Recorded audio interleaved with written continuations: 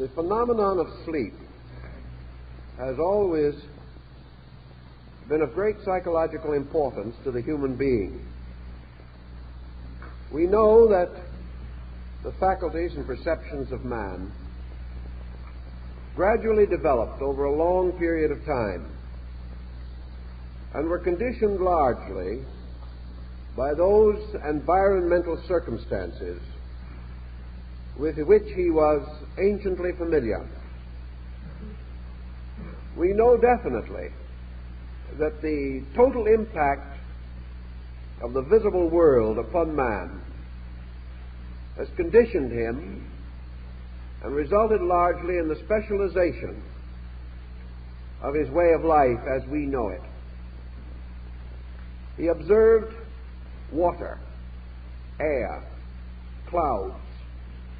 He felt the impact of light and darkness, and he was constantly in contact with the forces of life moving around him in the other kingdoms of nature. He became keenly conscious of the growing seed, of the tree, of the habits of animals and of birds. And by degrees, all of these different environmental factors moved in upon his own internal receptivity, leaving marks and tracings in the subtle substances of his subconscious. During these periods, man was largely a receptive creature. He had very little available internal resource. He was unaware of himself as a factor capable of dominating nature, and the experiences around him did not immediately induce him to an aggressive attitude. Everything which he contacted, everything which impressed itself upon him, seemed to have a life and way of its own. It did not need him. But gradually he became aware that he required its help for his own survival. It never occurred to him to chain the clouds or to stop the course of water. His inventiveness was not yet born, and he wandered about in a world that seemed complete without him. He also recognized the basic needs of his kind for food, shelter, and these rudimentary necessities. He became more and more conscious of dependence, and this dependency did not result in an aggressive attitude. It was only after more faculty development and the release of more resource from within his own nature that he began to survey the world in terms of conquest. In these early times, therefore, he had what we would term today a psychic sensitivity. He had a keenness of perception, as yet unconditioned by reflection. The growth of reflective faculties and powers led to interpretation of nature, but observation led only to the acceptance of natural things. And in the course of these acceptances, he became increasingly aware of the two principal states of himself, waking and sleeping. Sleep was for him at one time an almost detached phenomenon. He considered sleep as a thing of itself. It came upon him. It was not part of his own nature, but was induced by the ways of life around him. The principal factor probably in environment was night. For before the development of fire, man was helpless in the darkness. It might be true that he had keener sight perception than he has today, but he could not compete with the visual skill of animals and birds. Therefore, with the coming of darkness, he came to a period of inaction, a period in which he could only wait. And in this period of inaction, the darkness around him crept in upon him, and he found himself entering a kind of internal darkness. He found consciousness slipping away from him, and he joined all the rest of nature in a period of repose. He probably had no concept that sleep was necessary. It was rather inevitable, for man was surrounded by inevitables, and about these he contemplated as best he could, which was not very effectively. Gradually, however, as his life became more involved and complex, and fire gave him a certain victory in darkness, it became more and more obvious that sleep was a mechanism which he could not control, and for the lack of which he suffered unhappy consequences. Also, throughout all this procedure, man in a primitive way had experienced sleep phenomena. We know that animals experience it. Years ago I used to keep dogs, and I have watched a dog asleep. His feet were moving as rapidly as possible. His entire nature, though unconscious, was alert, and there was no question in the world that he was romping somewhere. And a certain physical reaction was obvious in his body, as it is in the bodies of sleeping human beings. Thus animals certainly do have internal phenomena. But in man, with a larger group of faculties, this is more evident and pronounced. After all, what we would term integration must result from a certain victory over unknowns. A man of old time did not have this victory. He did not, therefore, have this integration, this ability to bring reasonable and logical forces to play upon his activities. Thus, in sleep, with its phenomena, he was not certain that he was really merely resting. He became increasingly convinced that the gateway of sleep led into another world, a world with its own activities, a world that transcended the dimensions and boundaries of material existence. His sleep was variously animated with dreams and other similar occurrences. And in these dreams, time and place, relationships, and all the familiar situations of life were exaggerated, distorted, or changed.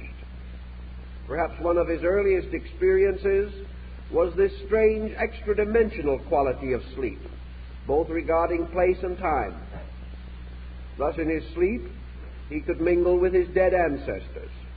In sleep, he could meet and appear to know beings which he found no equivalent for in his outer or objective waking state.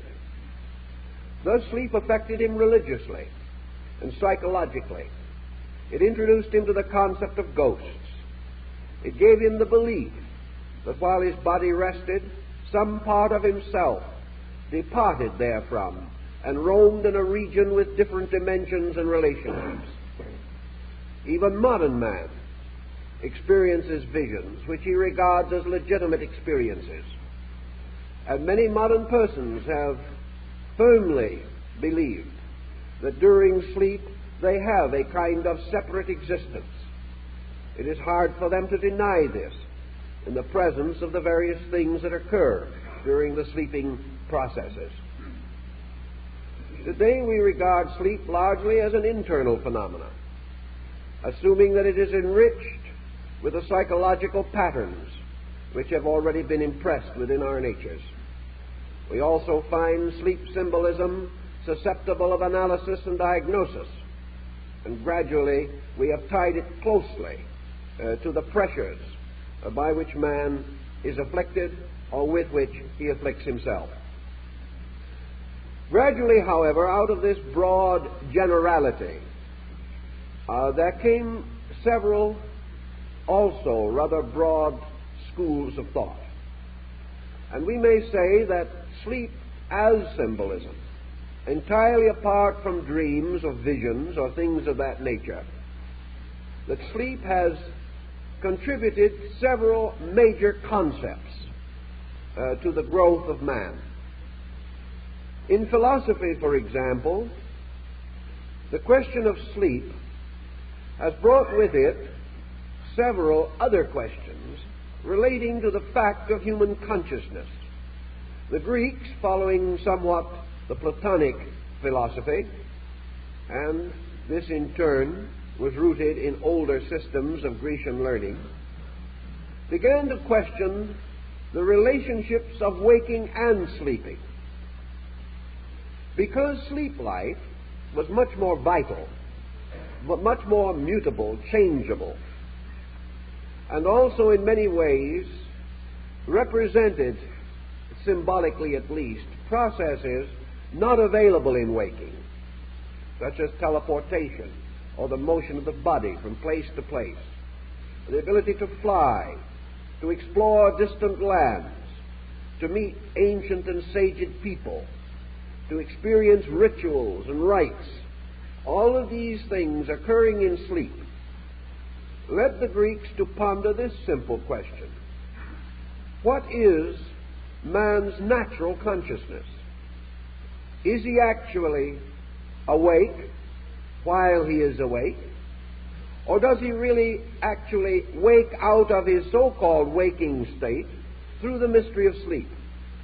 In other words, is sleep a real awakening? Is man asleep in this world? Is his objective existence a kind of dream from which he is rescued by the mystery of sleep? Is he actually a citizen of this world or of his sleep world? By degrees, this philosophical problem became subjected to moral and cultural interpretations.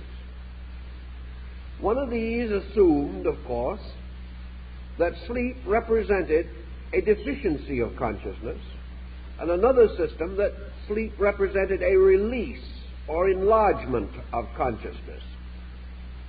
Most objectively, to primitive man at least, sleep represented a negative state.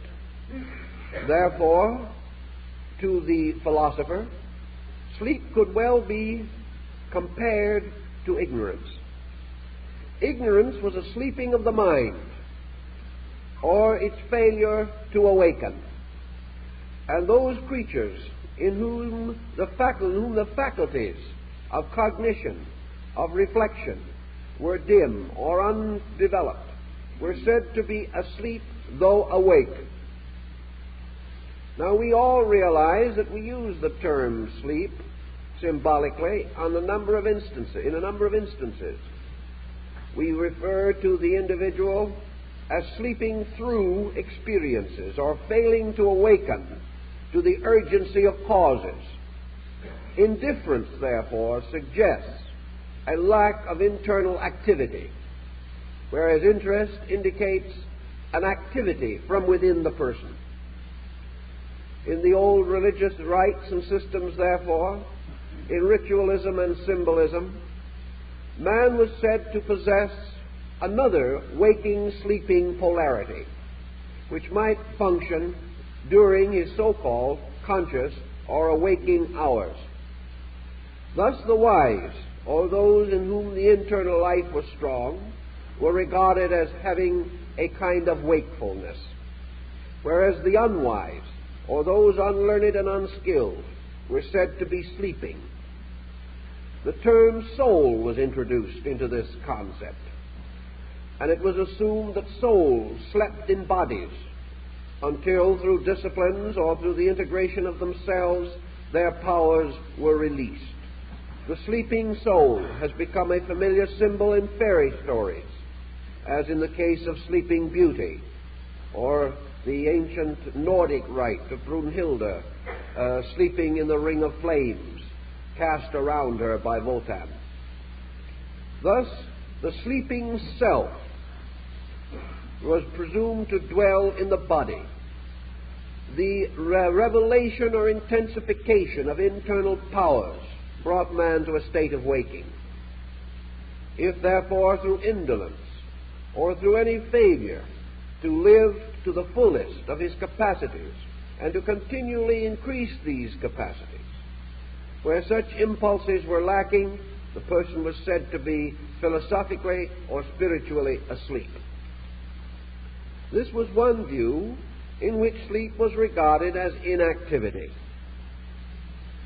Now there was a parallel concept that developed with it also, namely that because most men and most mortals living in this world are asleep to realities, this world is actually the place of deepest sleep.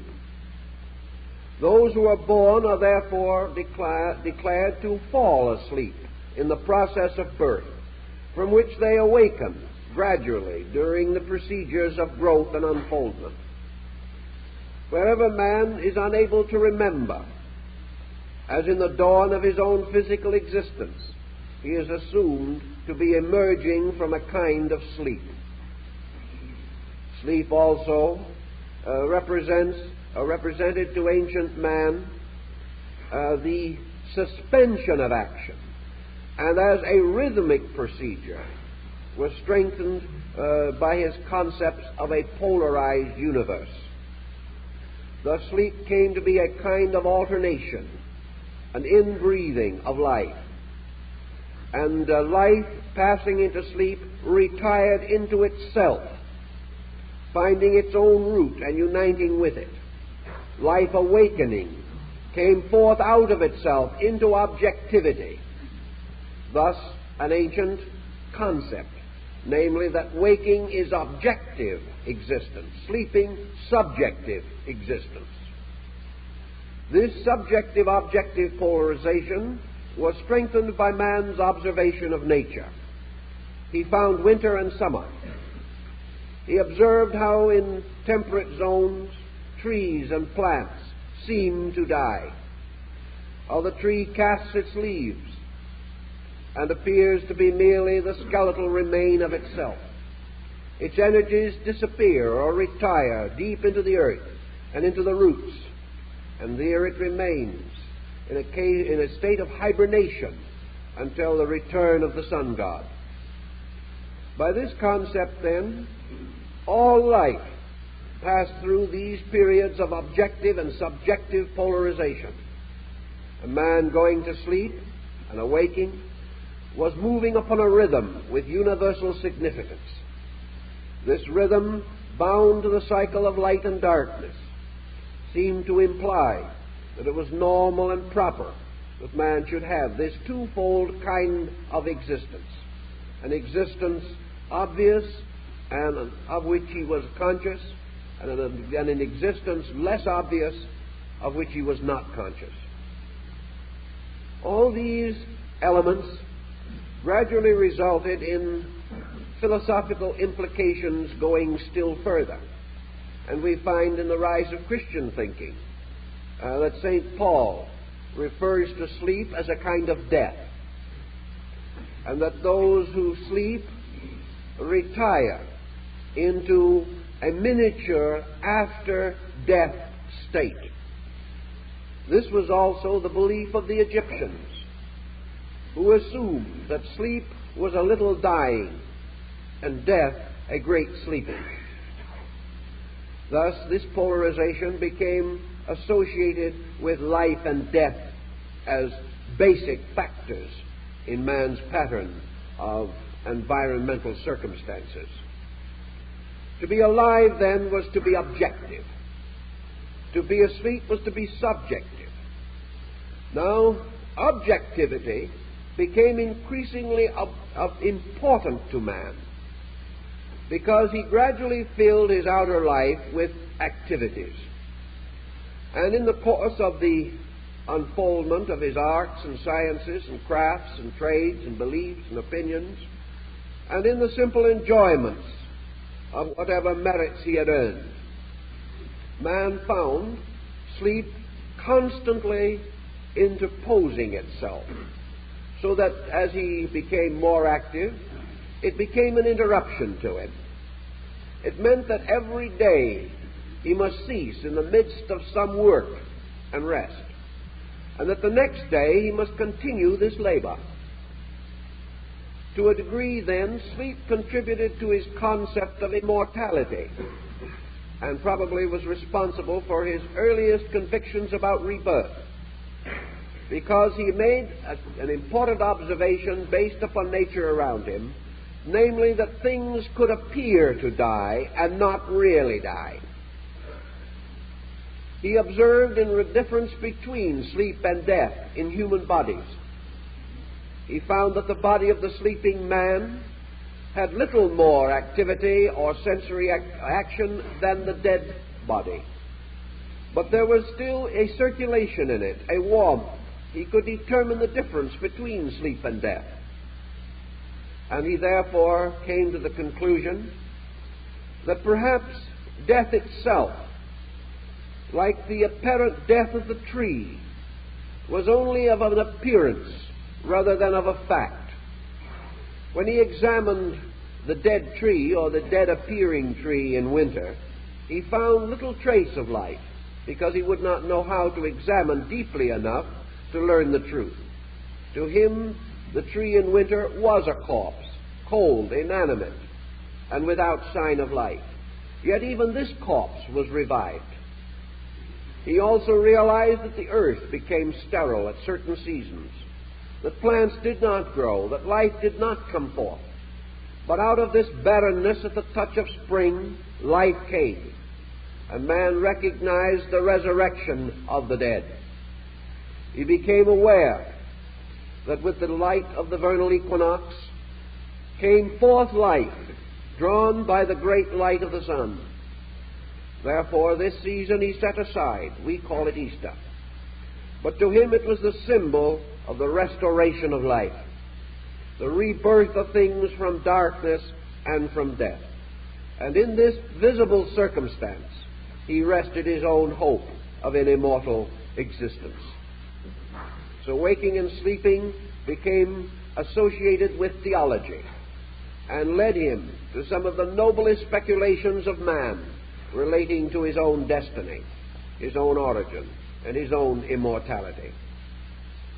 Western man continuing, however, to build a tremendous objective civilization, creating a greater and greater world around him, did not correspondingly enlarge the world within him. He did not attempt the cultivation of this unknown darkness which he calls sleep. Factually, he has not done so even to this time. And we are still confronted with this sleeping phenomenon as a kind of interruption, as a suspension of action, now regarded as necessary, but perhaps not as factually important as we have come to believe. Because after all, believing creates habits. Habits create phenomena. And the sleeping problem of man may be considerably more a habit than we know. But this habit has been so firmly set by millions of years that it will not easily be changed or altered. And any alteration will be accompanied by marked disturbances in the patterns of human life. This searching, therefore, for the value in sleep led Western man further to the conclusion that sleep was a process of recuperation. He found that gradually during the course of the day he became weary. His energies became exhausted.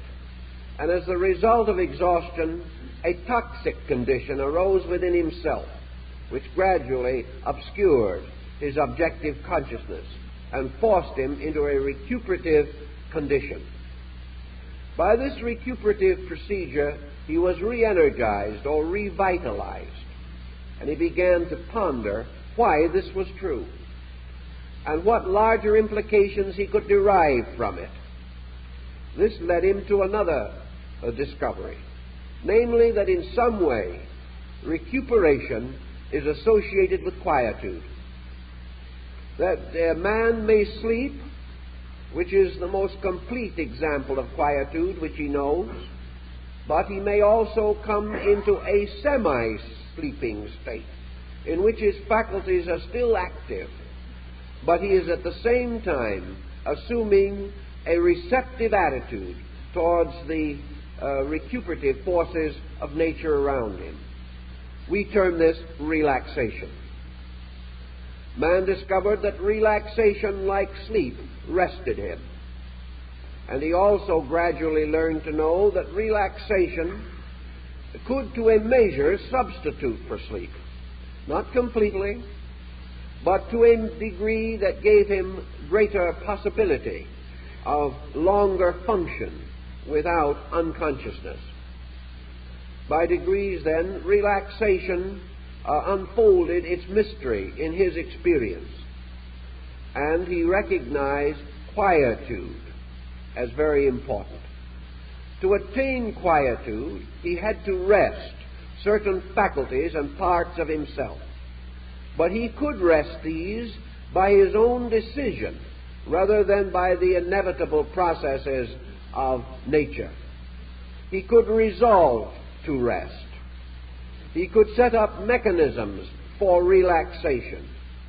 He could also learn to diversify activity so that some parts of him rested while others labored. He discovered that rest was really a letting down of tensions, and that intensity is a constant drain upon vitality. He further observed that as his objective life became more arduous and complicated, his activities more numerous, his ambitions stronger, his cravings more pronounced, that sleep as he knew it was no longer completely sufficient to him. One of the reasons for this, undoubtedly, whether he recognized it or not, was the intrusion of his living state upon his sleep state. It is quite possible that primitive man, because he had very little objective integration, was not as disturbed in his sleep as the man of today. Now, the fact that we may or may not remember disturbance does not necessarily mean that it does not exist. And we have today an increasingly important body of evidence to indicate that the individual does not always rest while sleeping. He may awaken in the morning, to use a current phrase, as tired as when he went to bed. He discovers that rest does not cause him to awaken refreshed and ready for the day. Instead of bouncing from his couch of sleep full of activity, he crawls forth and staggers into the kitchen for that cup of coffee which will actually give him the momentum for activity. Sometimes this may be due to shortening the hours of sleep by, again, the encroachment of activity upon his rest requirements. He may be up too late. He may be up too early. In any case, he does not experience the completeness of sleep. In all probabilities, however, the irregularity of his hours is not the primary factor. For most persons do the greater part of their sleep resting in the first 4 hours in which they are asleep. From the 4th to 5th hour onward, sleep is less deep, and the consciousness is drifting inevitably back toward the waking state, so that he accomplishes more in the early hours of sleep in terms of total rest than in the later hours. In any event, however, he awakens and finds that he is not rested. In some way, his objective existence has become so pressureful that sleep will not compensate for it. As a result, he must begin to reorganize his waking state, aiming at a conservation of resources, and particularly striving to prevent the rapid increase of toxin which sleep must overcome or neutralize. To do this, he has developed arts and sciences suitable to give a measure of rest and repose during waking hours. Where these are proper and normal, they certainly contribute to his well-being. But if he must have recourse to artificial sedations in order to achieve sleep, it means that the encroachment of waking activity is too great. Now, this encroachment may result in two consequences.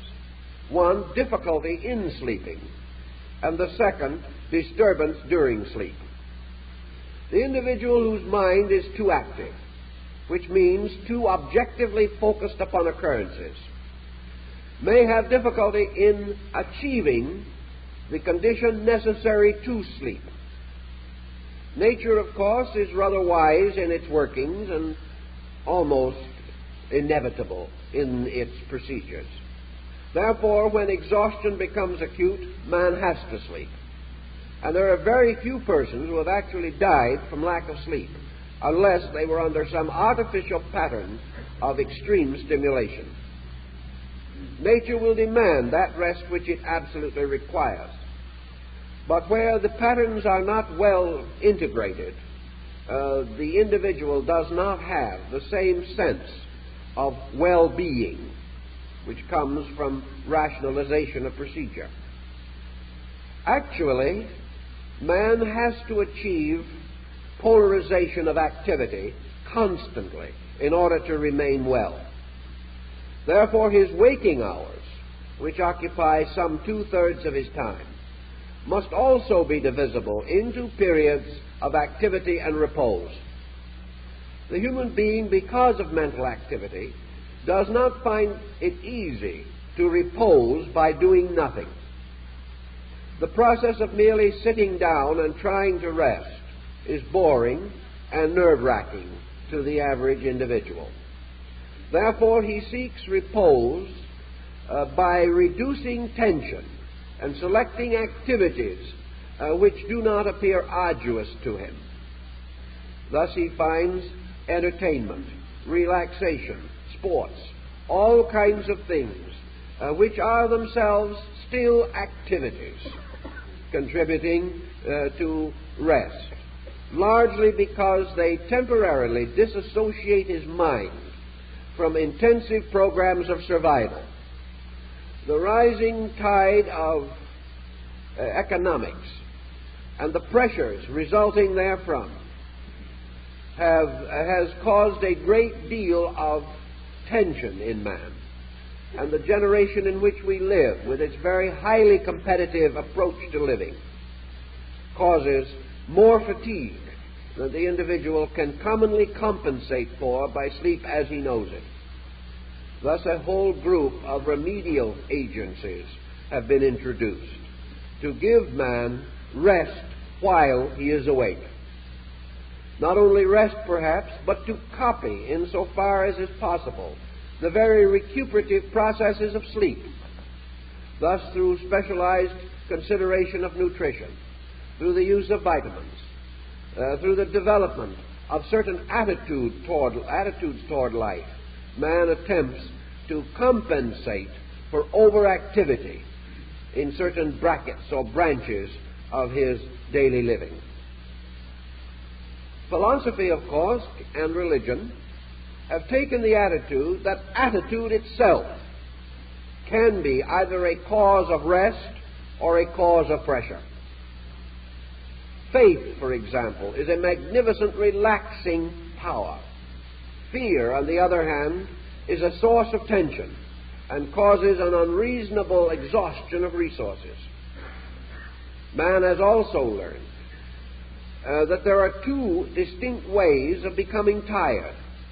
One is by physical activity, and the other is by mental activity.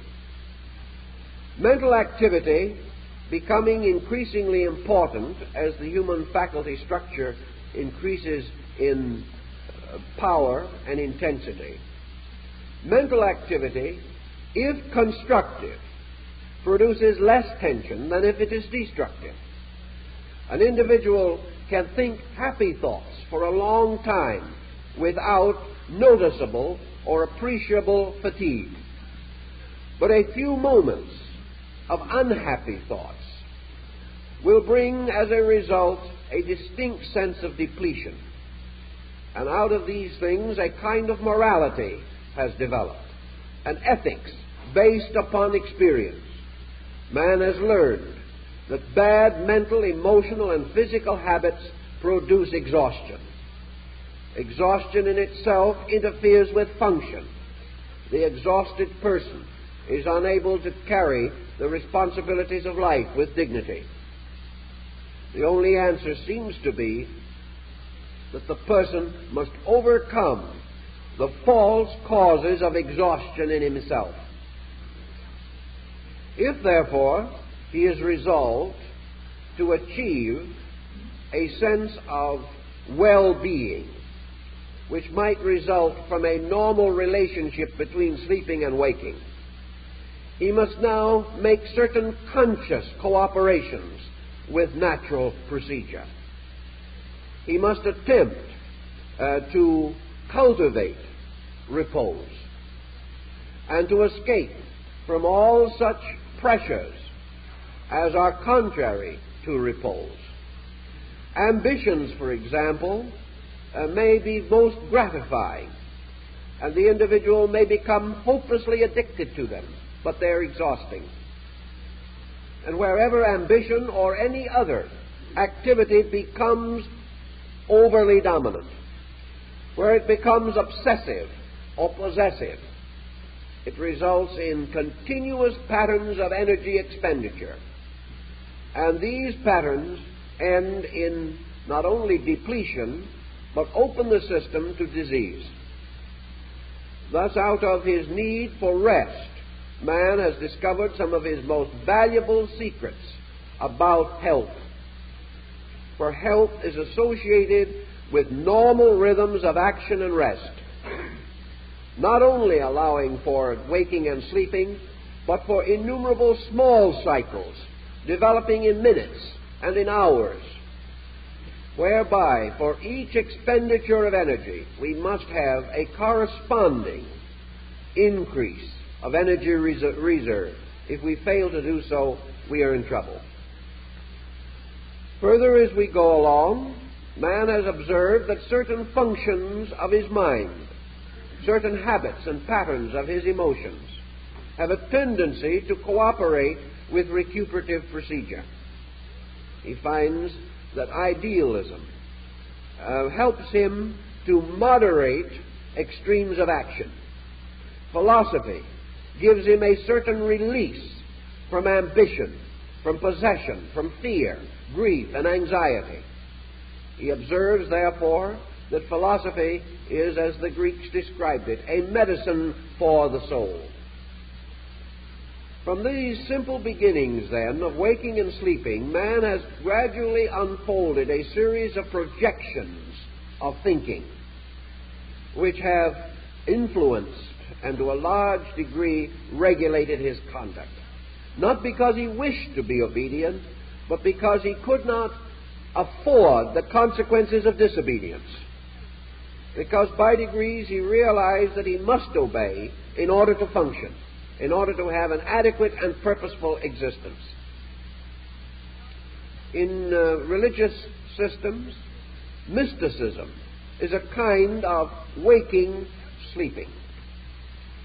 To the mystic, life becomes an exceedingly quiet, orderly communion with his own internal powers. He is therefore capable of completely relaxing, and many of his faculties become somnolent in this procedure. His ambitions retire or relax. His attachments to worldliness, with the attendant pressures and responsibilities of achievement, these bonds are loosened, and he attains a strange transcendent quietude. The ancient found this in his trance, and he believed that he could create within himself a kind of suspension of activity by means of which his entire objective life was held in abeyance, was not permitted to take over with its tremendous rhythms and powerful pressure incentives. In the experimenting with this factor, he made another discovery, namely that through quietude, objective quietude, a kind of artificial sleep induced by reason, that he became suddenly more aware of his internal life. He found that his focal point moved from environment to self. He also realized that the direction of his energies flowed now toward an internal life rather than toward an external career. Thus we begin to see a differentiation between extroversion and introversion. The waking state being the natural polarization of extroversion. The sleeping state, the overall symbolic pattern of introversion. The individual retiring into himself appeared inanimate to others, but became increasingly animate to himself, as in the case of yoga or the Eastern disciplines, in which the reduction of objective activity results in the release of a tremendous internal activity, which, however, does not appear to have any direct fatiguing effect upon the body. Thus, by the suspension of the bodily functions, man became increasingly aware of an internal existence. He then began to draw away what he considered a curtain between waking and sleeping. And he discovered that the internal, introversional world of himself could be more real and more powerful than his external environment. Here he was placed, of course, in a dilemma, because he learned also from experience the danger of a total introversion. He began to recognize the possibility of escaping from reality, as he objectively knew it, into something imponderable, the validity of which he had not demonstrated. He wondered, therefore, whether his escape through subjectivity was an illusion, whether he was passing from fact to fancy, whether his inner life was merely a kind of half-waking dreaming, or whether perhaps he was approaching the reality of himself. Man had a certain ego from the beginning, and by this ego he liked to think that he was different, that he had a peculiar nature of his own, and that in some mysterious way he was greater than he seemed to be. This greatness was not obvious, perhaps, in his relationship with others, but he could cultivate it in an imaginary life within himself. We know in psychology that a very primitive atavistic instinct throws man into himself in emergency, creating introversion. This introversion becomes associated with less and less centralization in matter. The individual is aloof, separate, and apart. He may also gradually develop monastic inclinations, turn to the life of the hermit, and even though he remains in society, build all his values upon intangibles.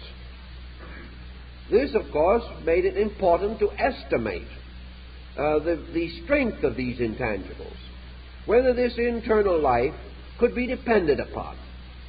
In those days, he was no psychologist, and he was not aware of how the inner life is molded by environment and other factors of external existence. He could not realize, and did not, that a great part of his subjective existence was merely objectivity moving in upon him.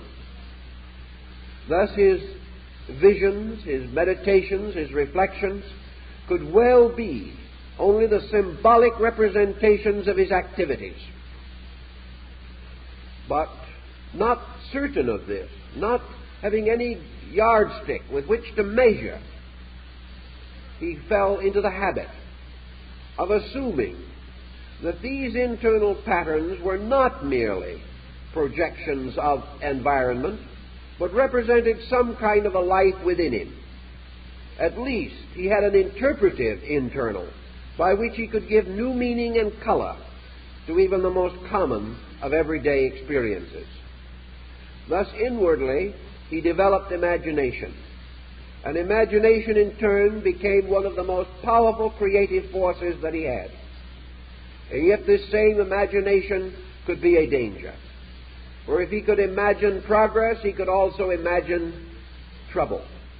He could find himself creating false values and imposing them upon his environment.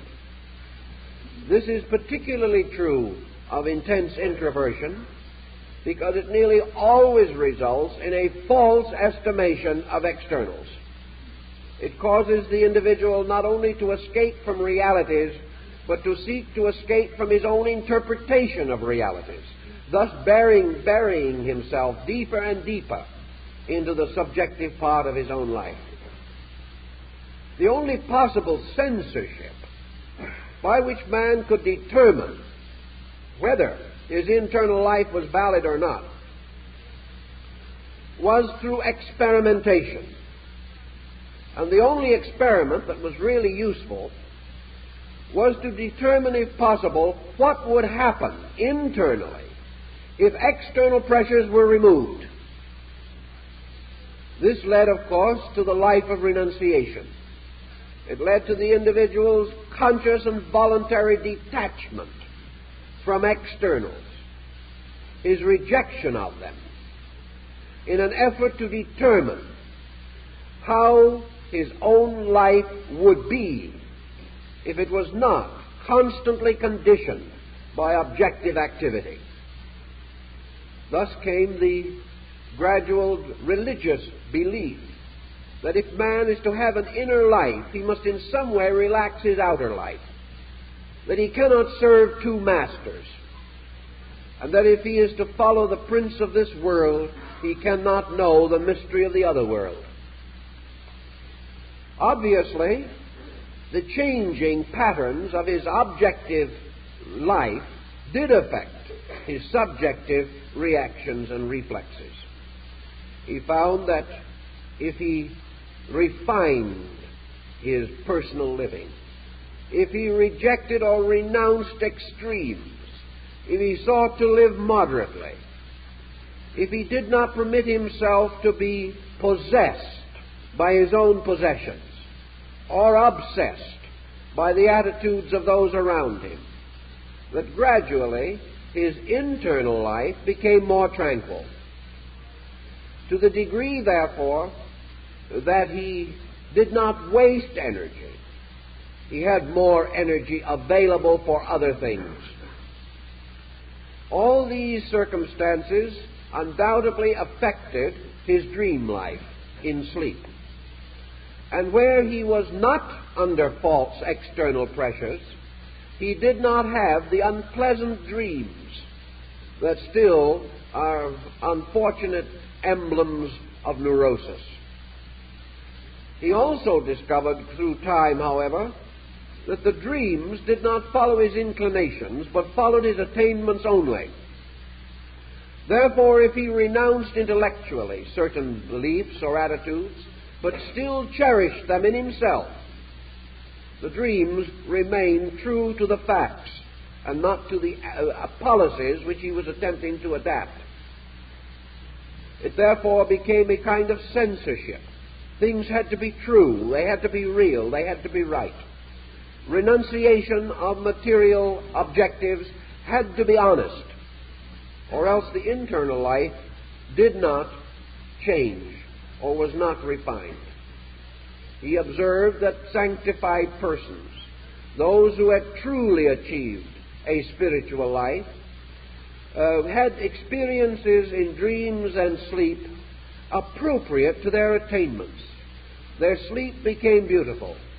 Their inner life became rich. and whether it was because, again, it was reflecting the attainments of their outer personalities was not of the first concern. It was this change was real. And moreover, this change was of great comfort and great utility, and became the basis of an inspiration for common service, by which the teacher, the leader, the priest came into natural and reasonable existence. So through all these procedures, Western man gradually integrated a large psychological concept. He became aware that man must have action and rest. He came to realize also that internals and externals must be balanced, and that the individual whose internal life was neglected would ultimately fail in his external concerns. He also realized the increasing danger of this crisis, due to the rapid development of externals, and also due to the natural channel of the sensory perceptions, which were responsive particularly to externals, and therefore were bombarding his inner life constantly with reflexes and sensory reactions. Out of this came the philosophic life, or the life of reason, the life of rationality, the individual organizing his affairs, seeking to bring a pattern suitable to his needs upon all of his activities. Muhammad, prophet of Islam, is said to have established a code by which he divided the day into 3 equal parts, each consisting of 8 hours. One of these parts he devoted to the needs of his people, the second to the private needs of his own life, and the third to rest. By following this regime carefully, he found that in all departments he was more able, had greater resources, and he discovered what many have discovered, namely that internal integration reduces the time factor in accomplishment. The person moving from a strong inner point can achieve more in an hour than the unorganized individual can achieve in a day. Therefore, time taken for integration is not time lost. The integrated result becomes a great time-energy conservation, and work is man's expenditure of energy within time. And therefore it is important that he recognize that he is a creature with limited energy availables, that he must use these to the best of his ability, and at the same time protect adequately his own recuperative power. By the organization of living, he therefore balanced his relationship with nature. He paid his proper taxes to the universe and learned not to overtax himself. This all led to our recognition of another point, namely that civilizations, cultures, systems can become so complicated and so heavy that they gradually press in upon the individual and destroy him. Man must then learn to discriminate between the importance of the things he does and the value of the thing he is. This discrimination is not yet generally attained, but it is a discrimination that must come, for without it man cannot survive. Now, all this development in Western thinking was polarized by another development, which is essentially the Eastern approach to the mystery of sleep, and to the symbolism which it implies. In the Orient, the question has naturally arisen as to why the human being is in a state of constant turmoil. In other words, the East questions empirically and totally what we call our way of life.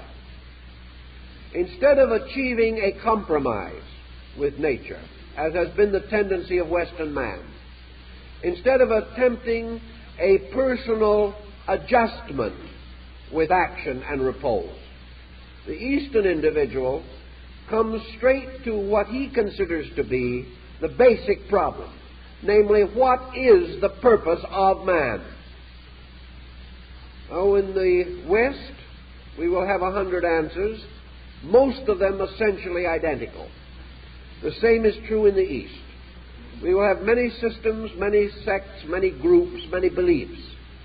But to a large measure they will unite in one purpose, in one concept.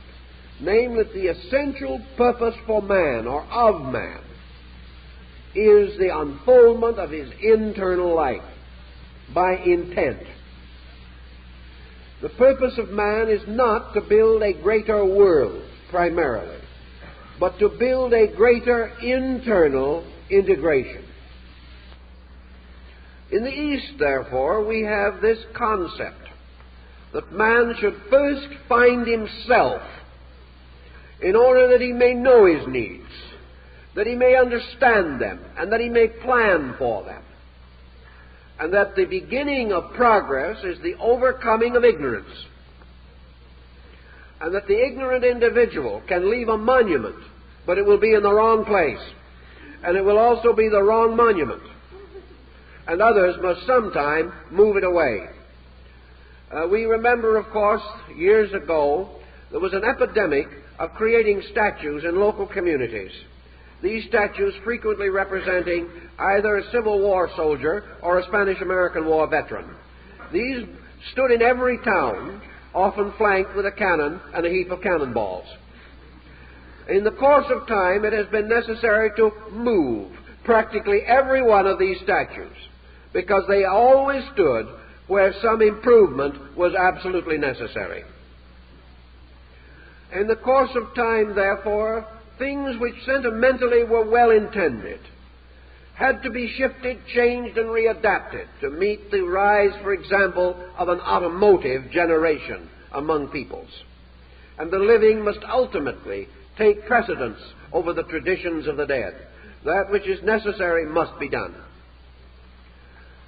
In this thinking, the East then had a tendency, a very strong tendency, to reverse the entire sleep-waking concept. Instead of assuming, therefore, that by sleep was meant a kind of inaction, they took the attitude that sleep was in one way or another the strange symbol of total action. That sleep, perhaps, was the one state of man which was true, because in his waking he has become totally submerged in his own psychological mechanisms. The moment he wakes up, he makes a mistake. This, in turn, requires 5 more to make it endurable. These, in turn, require more mistakes to sustain them. And before he is finished, these mistakes cause him so much economic expense that he is hardly able to support himself. In order to meet this emergency, he must work harder, which means that he must eat more, which means that he must sleep longer, and he enters into a vicious circle in which he works in order to pay for sleep and sleeps in order to have energy to work. This confusion does not appear solutional to Eastern man. Perhaps one of the reasons is that his total nature is different, that he never moved, or has not as yet moved, from the tremendous religious foundation of the past onto the highly industrialized foundation of today.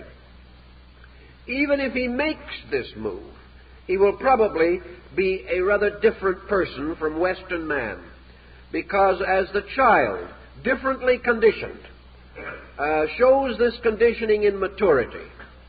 We know that whereas the West began to move strongly onto a materialistic footing at a very early time, the East has remained through its childhood, infancy, and adolescence largely upon a theological footing. And even if it should change over now, the vast experience behind it will not easily be totally obliterated. Eastern man then comes to this conclusion: what are the things about living that we do not like? Well, we do not like worry, fear, grief. We are constantly bombarded with stimuli which cause us to release negative foreboding. We are surrounded constantly by evidence which, if once we become melancholy ourselves, bears witness to tragedy. We see around us either life or death, according to our own natures. One man will say there is a person born every second. Another will say there is a man die every second. It depends upon our attitude.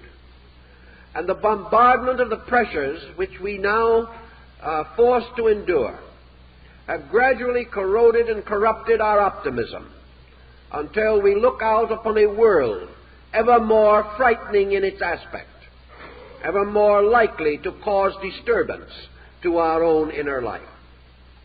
Disturbed in ourselves, we disturb each other, and the personal securities of home, family, and friendship are undermined, until by degrees we return to a kind of concrete jungle, filled with advantages and inventions and ingenuities, but incapable of preventing man's inhumanity to man. Now, Buddha, in one of his discourses, asked a disciple whether or not he would consider it wonderful if man could come to a condition in which he neither worried nor feared, in which he was not obsessed, in which he was not variously made miserable by ambitions or by various circumstances around him. If he could therefore attain this state in which fear no longer existed, in which pain, moral pain, emotional pain, were no longer real, in which there was no uncertainty about providence, in which the individual was not burdened by suffering in any of its attributes. Would not such a situation be miraculous? The disciple assented, and Buddha pointed out that this occurs to man every time he goes to sleep. For when he is asleep, he is not afraid. When he is asleep, he is not suffering from emotional or mental pain. When he is asleep, he is not overambitious. When he is asleep, he is not aware of tragedy or darkness. He is aware, apparently, of nothing. So Buddha pointed out this point, or this fact, that sleep, in some way, wraps up all this tangle of life and gives it a blessed rest. And that in this unconsciousness alone, man is released from consciousness. Now, this would seem to be a rather doubtful way of attaining release. Western man would rather climb the mountain, fight his way inch by sheer aggression, in the hope that ultimately he can fashion a golden age out of his own skill and attainment. The East, however, points out very obviously and very sensibly that if without sleep man would die under the present tensions and stress of living. And therefore, his life is rooted, his survival is rooted in unconsciousness, not in consciousness. It is not his consciousness, but his unconsciousness that preserves him, makes it possible for him to continue, and gives him that blessed respite from all these things which he calls important. Yet Buddha also was enough of a psychologist to realize there was a difference between sleep and death. And the analysis of this difference was not in a degree of man's awareness, but in the facts themselves. The sleeping man is not dead. He is alive. Therefore, unconsciousness is not death, as we have come to believe it to be. Unconsciousness is not being. For the tired, tense, struggling man, finding sleep, relaxes. The lines depart from his face. He attains a strangely wonderful and peaceful appearance. He becomes the very personification of contentment while he is asleep. The moment he awakens, his brow wrinkles. He begins to remember the things he should have done or should be doing. Haste takes over, and he is picked up into this strange confusion of living. So in sleep, man suddenly becomes not a child exactly, but he becomes a totally integrated being. If he can do no good, he can do no harm.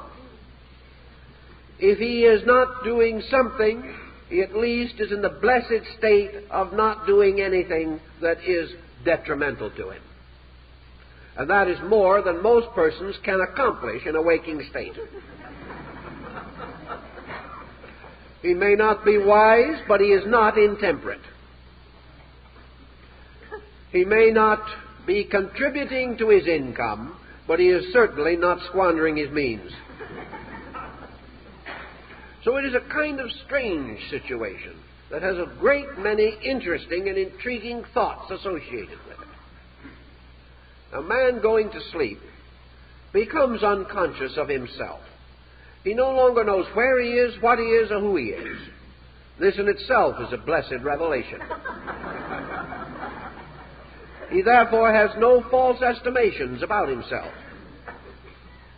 He is no longer a little man trying to be great, or a great man trying to find happiness. And yet, this man who goes to sleep enters this state with a solemn trust. He expects inevitably to awaken. And should he not awaken, he is not even prepared mentally or emotionally to contemplate the idea. He simply believes that he goes from his objective state into a security of rest, that this is right and proper, necessary and good. And yet in the appointed hour, he will awaken. He will awaken without knowing that he is going to awaken. He will awaken without any conscious effort to rouse himself. He will simply emerge from this state of subjectivity, and gradually his center of awareness will move into the machinery of his sensory perceptions, and he will again be an objective creature. Thus this thing which we call unconsciousness has in some mysterious way the power within itself to restore consciousness, to release it again. And from that which knows not itself, that which knows itself is restored to its own existence. Furthermore, when man goes to sleep, the past is not wiped out. He is not aware of it. It does not exist while he is asleep. But when he awakens, memory is restored, and he remembers the unbroken continuity of the previous day, but he does not remember the period of sleep. Many very wise and worthwhile observations can be based upon this. Buddha therefore recommended the concept that in sleep, man moves from a fragmentary state into a total state. That therefore he is never more completely alive than when he is asleep. Not because he is aware, but because there is no division of his faculties or his members or his parts. He is not dead. He is not in oblivion. He is simply in a strange state which he cannot examine with his objective faculties. the mind and the senses cannot analyze sleep, because it belongs to a condition which they cannot experience, due to the fact that they are totally objective. Man can contemplate the mystery of sleep. He can observe it in others. He can interpret it. But man cannot rationally experience it, because the moment it sets in, he cannot experience.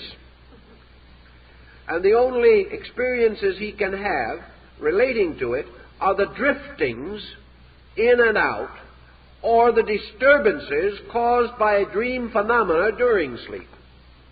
But total and complete sleep itself is a descending of oblivion. And yet in this oblivion, nothing ends. In this oblivion, there is no factor which divides, which abruptly terminates anything. Therefore, all consciousness, as we know it, moves unconsciously through sleep without any change or diminution in itself. It moves very much as the radio wave, which can be understood in its source and can be interpreted in the receiving set, but which moves invisibly and intangibly through the connecting atmosphere, where it cannot be observed and cannot be analyzed. In the sleeping state, man then is rescued by a total experience, and that is why sleep rests him. It is why sleep is the solution to all exhaustion and fatigue, because in some way, beyond our cognition, it is the restatement of the reality in ourselves. In this phenomenon, therefore, some part of consciousness with which we are not aware, with which we are not capable of objective function, which does not contain within it the complex of selfhood, which is the source of man's objective life.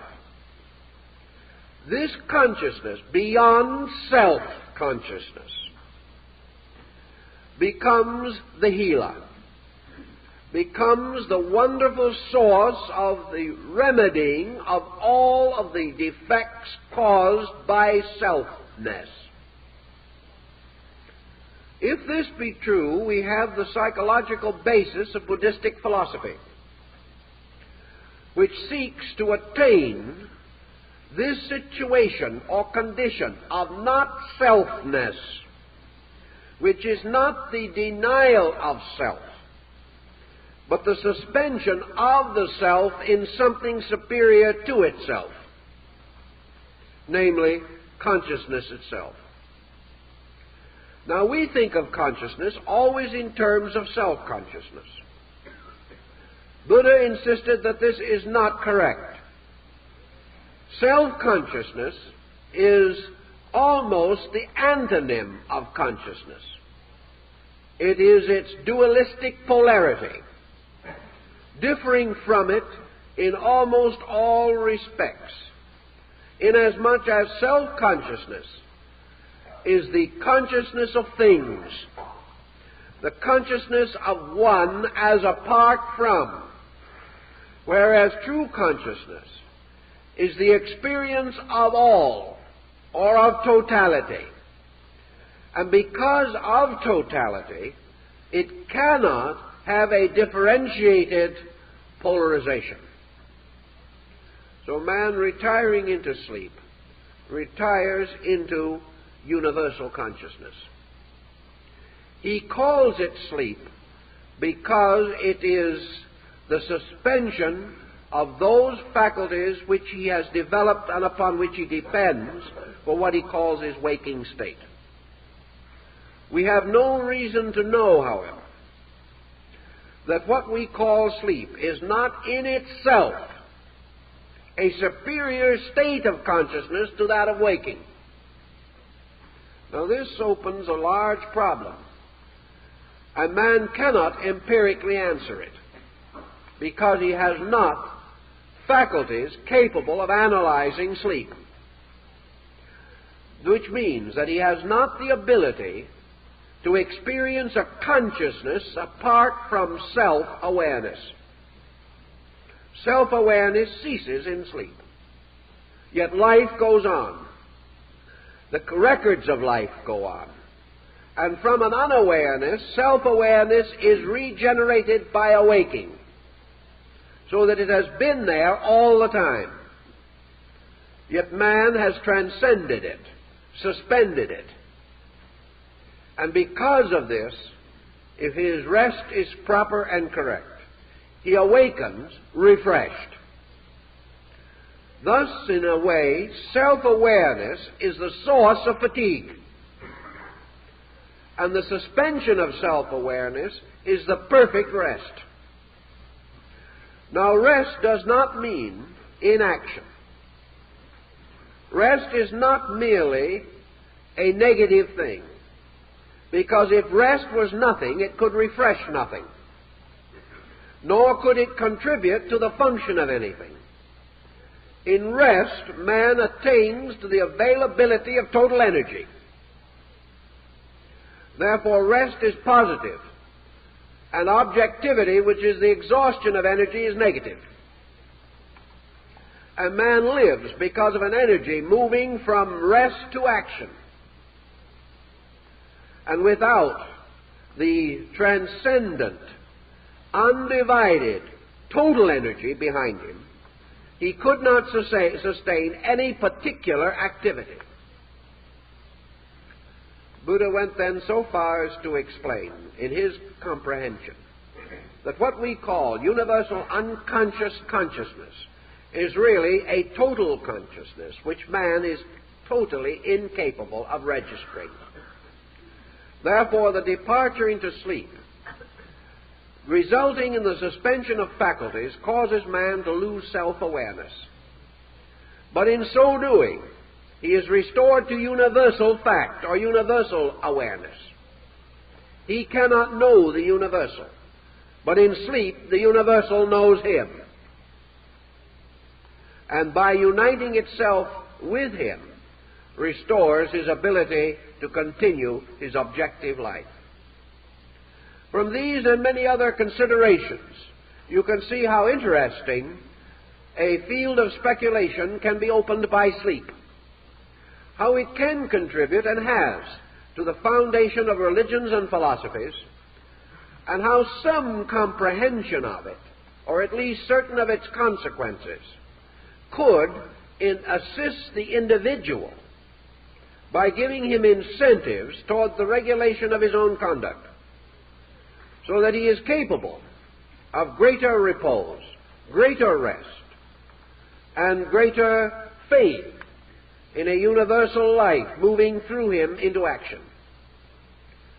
From these things, modern man can take some comfort in the sincere belief that to the degree that he understands and cooperates with the great cycles of action and inaction in nature, he gains a security through the moderation of his own excesses, and becomes capable, therefore, of a pleasant waking state and a dreamless sleep, or one in which there are no phantoms to distract him.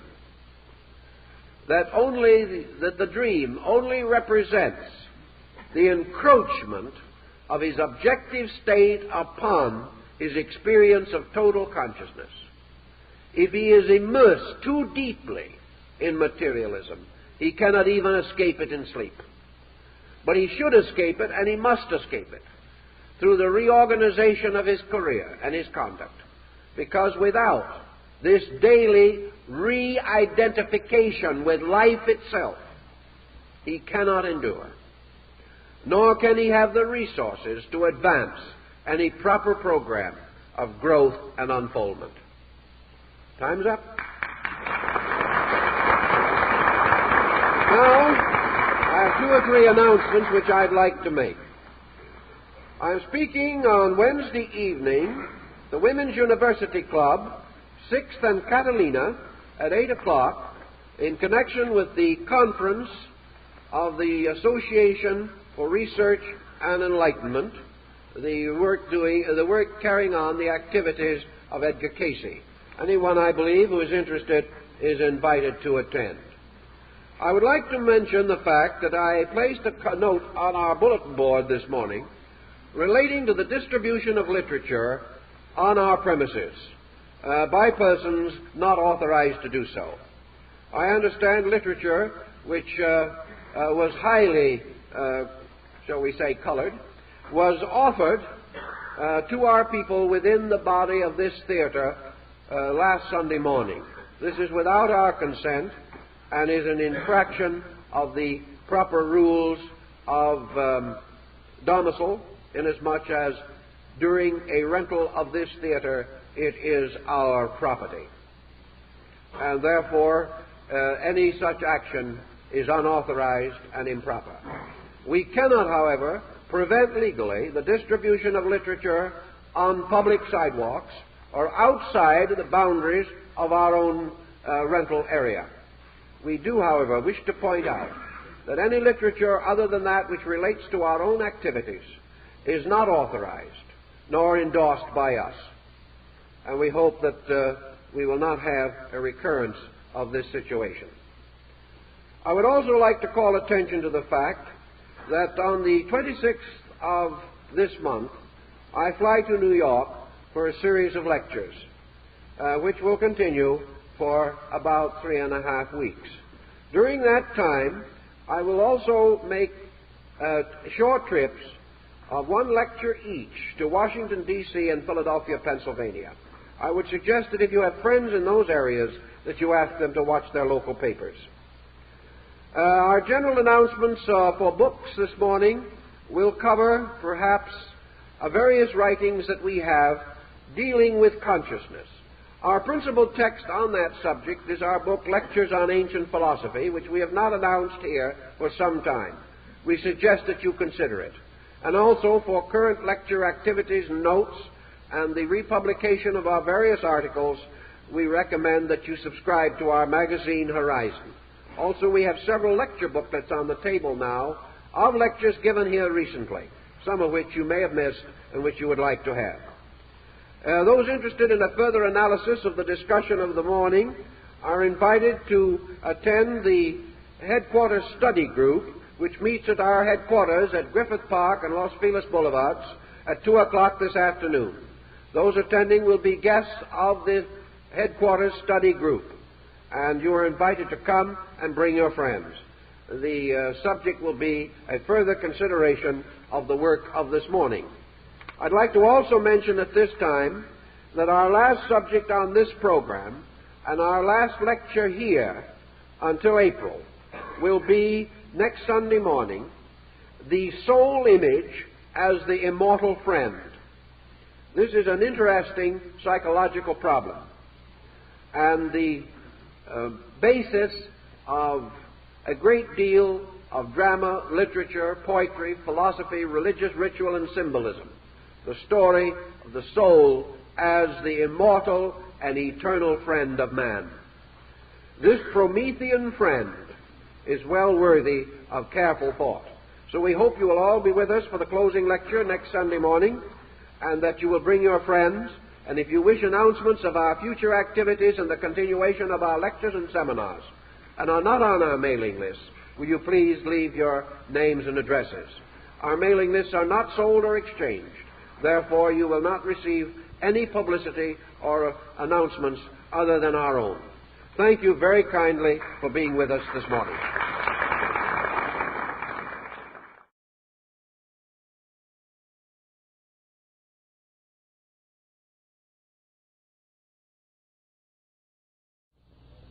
The phenomenon of sleep has always been of great psychological importance to the human being. We know that the faculties and perceptions of man gradually developed over a long period of time and were conditioned largely by those environmental circumstances with which he was anciently familiar.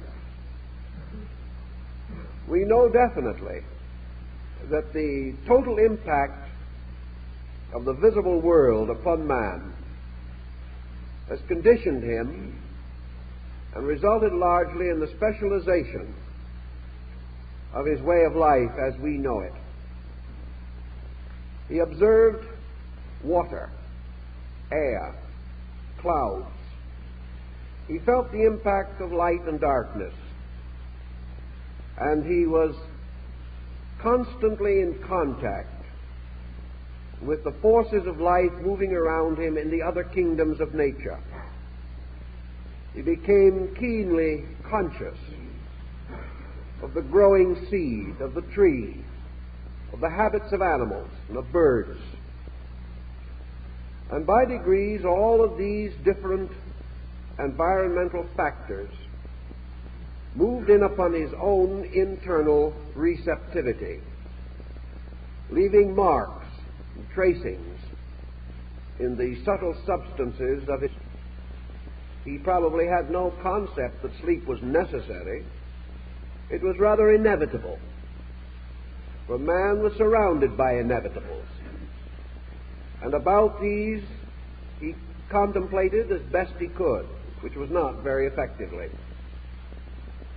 Gradually, however, as his life became more involved and complex, and fire gave him a certain victory in darkness, it became more and more obvious that sleep was a mechanism which he could not control, and for the lack of which he suffered unhappy consequences. Also, throughout all this procedure, man in a primitive way had experienced sleep phenomena. We know that animals experience it. Years ago I used to keep dogs, and I have watched a dog asleep. His feet were moving as rapidly as possible. His entire nature, though unconscious, was alert, and there was no question in the world that he was romping somewhere. And a certain physical reaction was obvious in his body, as it is in the bodies of sleeping human beings. Thus animals certainly do have internal phenomena. But in man, with a larger group of faculties, this is more evident and pronounced. After all, what we would term integration must result from a certain victory over unknowns. A man of old time did not have this subconscious. During these periods, man was largely a receptive creature.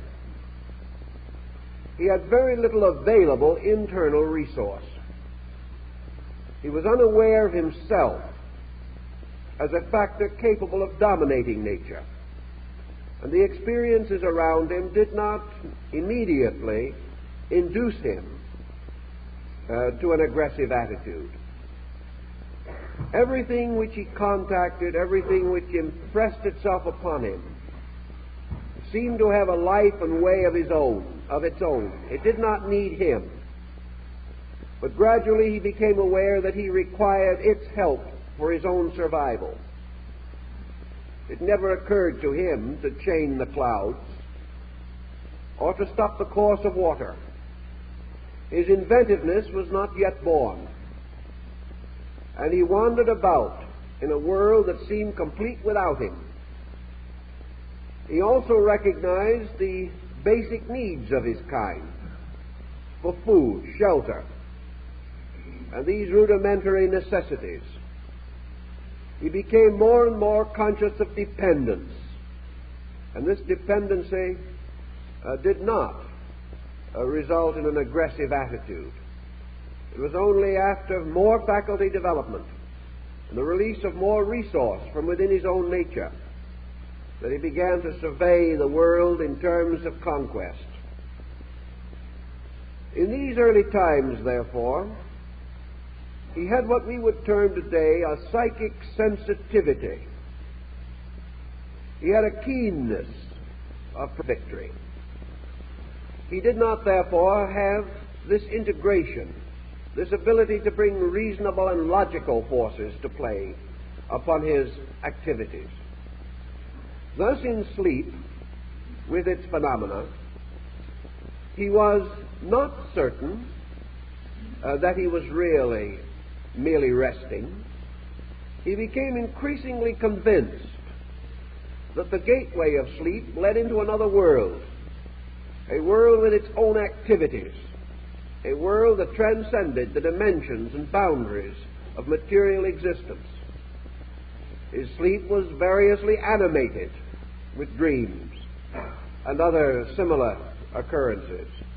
And in these dreams, time and place, relationships, and all the familiar situations of life were exaggerated, distorted, or changed. Perhaps one of his earliest experiences was this strange extra-dimensional quality of sleep, both regarding place and time. Thus, in his sleep, he could mingle with his dead ancestors. In sleep, he could meet and appear to know beings which he found no equivalent for in his outer or objective waking state. Thus, sleep affected him religiously and psychologically. It introduced him to the concept of ghosts. It gave him the belief that while his body rested, some part of himself departed therefrom and roamed in a region with different dimensions and relationships.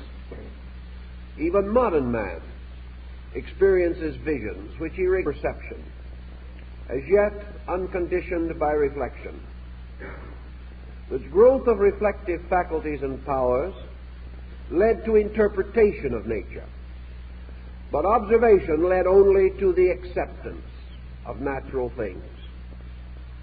And in the course of these acceptances, he became increasingly aware of the two principal states of himself, waking and sleeping. Sleep was for him at one time an almost detached phenomenon.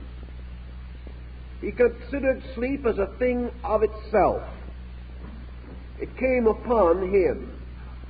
It was not part of his own nature, but was induced by the ways of life around him. The principal factor, probably, in environment was night. For before the development of fire, man was helpless in the darkness. It might be true that he had keener sight perception than he has today, but he could not compete with the visual skill of animals and birds. Therefore, with the coming of darkness, he came to a period of inaction, a period in which he could only wait. And in this period of inaction, the darkness around him crept in upon him, and he found himself entering a kind of internal darkness. He found consciousness slipping away from him, and he joined all the rest of nature in a period of repose.